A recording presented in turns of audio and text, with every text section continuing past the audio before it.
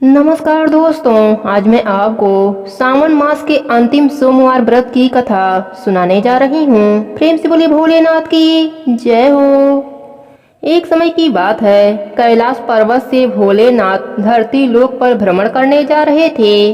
तभी पार्वती माता ने भोलेनाथ को जाता हुआ देखा और कहने लगी, हे प्रभु, आप कहाँ जा रहे हैं। इस पर भोलेनाथ ने कहा, मैं धरती लोक पर भ्रमण करने के लिए जा रहा हूँ। इस पर पार्वती माता ने कहा, मैं भी आपके साथ चलूंगी। दोनों जन धरती लोक पर भ्रमण करने जा पहुँचे और जैसे ही उन्हें कुछ समय बीता, वह दोनों थक गए। उन्हें बहुत जोर से भूख लग गई। फिर कुछ खाने की इच्छा से एक गांव में पहुँचे और वहाँ एक सेठ का दरवाजा खटखटाने लगे। तभी उस घर से एक सेठानी बाहर आई। तिल मिलाते हुए कहने लगी, बोलो महाराज, क्या चाहिए तुम्हें। दोपहरिया के समय में मेरी नींद खराब करके रख दी।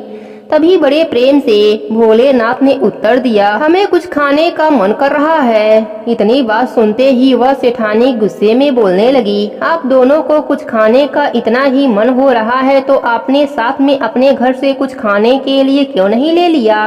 यहाँ पर आकर क्यों नाटक कर रहे हो। ऐसा कहते हुए वह जोर जोर से गुस्से में अपने घर के भीतर दरवाजा पटकते हुए चली गई। तब भोलेनाथ और माता पार्वती कुछ आगे चले। कुछ दूर आगे जाने पर उन्हें एक बुढ़िया माई मिली। बुढ़िया माई कहने लगी, अरे मैं तो धन्य हो गई, मुझे आपके दर्शन हो गए। भोलेनाथ, माता पार्वती, बताइए मैं आपकी क्या सेवा कर सकती हूँ।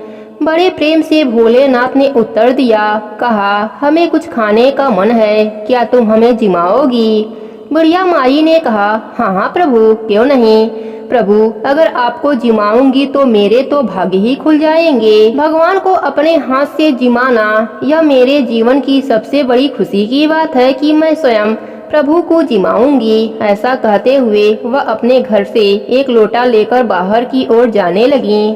तभी उसे जाता देखकर भगवान ने उससे पूछा, अरे बुढ़िया माई, तू कहाँ जा रही है यह लोटा लेकर। बुढ़िया माई ने कहा, प्रभु, मेरे घर में चावल, दूध और खाड़ नहीं है, उसी को लेने जा रही हूँ। भोलेनाथ ने कहा, अरे तुम अपने घर में जाकर भीतर देखो तो सही, तुम्हारे घर में भंडार लगे हुए हैं, चावल के, दूध के, खाड़ के। तब बुढ़िया माई खुशी से अपने घर के भीतर जा पहुँची और जैसे ही इधर उधर ध्यान पूर्वक देखा, उन्हें ढेर सारे चावल, दूध, चीनी दिखे। उसने बहुत सी खीर बनाई और भगवान को बड़े ही प्रेम से जिमाया।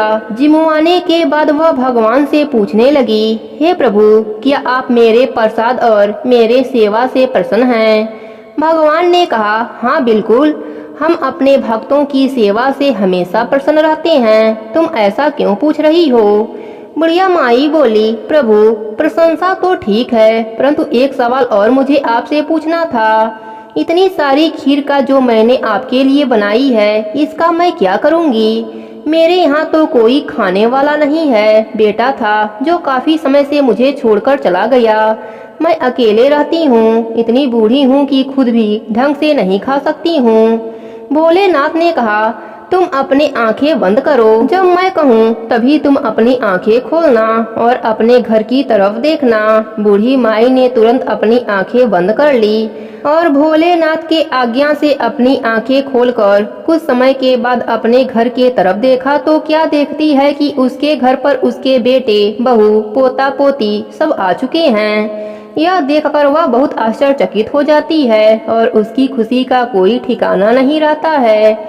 वह तुरंत भगवान के कदमों में गिर जाती है और कहती है, हे प्रभु, आपने मुझे जीवन की सारी खुशियाँ दे दी, बहुत खुशी दे दी, लेकिन एक समस्या है प्रभु, मेरा कुटिया बहुत छोटा है, अपने बहू और बेटा को कहाँ पर रखूंगी। तब भोलेनाथ ने उस बुढ़िया माई से कहा, देखो तुम बिल्कुल चिंता मत करो। ऐसा कहकर भोलेनाथ ने उस छोटी सी कुटिया पर अपना पैर रख दिया।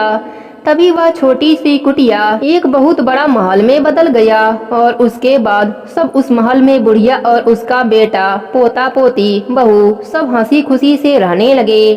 और उस बुढ़िया ने उस दिन से निश्चय किया कि वह हर इंसान को खाड़ का प्रसाद देगी और गरीबों की मदद करेगी। बुढ़िया माई खीर और खाड़ का प्रसाद बांटने लगी और बांटते बांटते वह उस सेठानी के घर जा पहुँची, जहाँ पर माता पार्वती और भोलेनाथ सबसे पहले आए थे। तभी उसने जैसे ही दरवाजा खटखटाया तो सेठानी बाहर आई और बुढ़िया के हाथ में खीर और खाड़ का प्रसाद देखकर बहुत हैरान हो गई और ताना कसते हुए बोली, हे बुढ़िया, किसका खाना चुरा कर लाई है? तू तो एक वक्त की रोटी के काबिल नहीं थी और आज खीर बांटती फिर रही है। कहाँ डाका मारा है तुमने? तभी बुढ़िया माई ने बहुत प्रशंसा पूर्वक उसको उत्तर दिया, अरे मेरे घर में स्वयं भोलेनाथ और माता पार्वती पधारी थीं। उसके बाद से मेरा किस्मत बदल गया। तभी से मेरे घर में किसी चीज की कोई कमी नहीं है, धन की ना ही सुख की। सेठानी ने कहा, अच्छा, वह भोलेनाथ और माता पार्वती थीं। मुझे तो लगा कि कोई नौटंकी करने वाले हैं। मैंने तो अपने घर से रफा दफा कर दिया और कुछ खाने को भी नहीं दिया। इसका मतलब मेरी किस्मत का तू खा रही है, तभी आजकल मेरे घर में खाने को अन्न नहीं है और तू यहाँ खीर बांटती फिर रही है। लेकिन सुन ले बुढ़िया, तू जो खा रही है वह मेरे हिस्से का है और मैं जा रही हूँ माफी मांगने।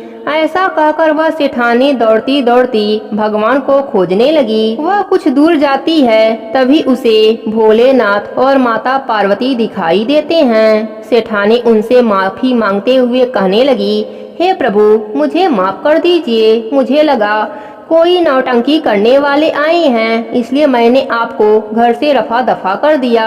पर प्रभु, मैं नहीं जानती थी कि वह आप हैं, नहीं तो मैं आपको भरपूर भरपेट भोजन कराकर भेजती। आप भी सोचते कि सेठानी से सही पाला पड़ा है, कितना बढ़िया जिमा कर भेजा है, उस बुढ़िया से भी कई गुना अच्छा। लेकिन आप मेरे किस्मत का थाली उसे कैसे दे सकते हैं? मेरे घर में तो धन का एक दाना भी नहीं रहा। भोलेनाथ ने कहा, देखो, मैंने किसी की किस्मत का किसी को नहीं दिया। तुमने हमें ना किया और उस बुढ़िया माई ने हमें हाँ किया, इसलिए तुम्हारी जिंदगी में सब कुछ ना हो गया और उसके जिंदगी में सब कुछ हाँ हो गया। इसमें हमारी कोई गलती नहीं है, सब तुम्हारे कर्मों का फल है। जो इंसान इस दुनिया में आने के बाद अपने धन को सिर्फ अपने लिए इस्तेमाल करता है, उसके घर में कभी भी बरकत नहीं होता, सुख नहीं रहता, शांति नहीं मिलती और उदासी छाई रहती है और उसके जिंदगी में हमेशा दुख तकलीफें भरी रहती हैं और कभी उसके भरे हुए भंडार भी खाली पड़ जाते हैं। इसलिए तुम्हारे साथ भी ऐसा ही हुआ। सेठानी ने कहा, प्रभु, मुझे माफ कर दीजिए, ऐसा मत कीजिए, मेरे लिए भी कुछ सोचिए। प्रभु, मेरे परिवार का पालन पोषण कैसे होगा?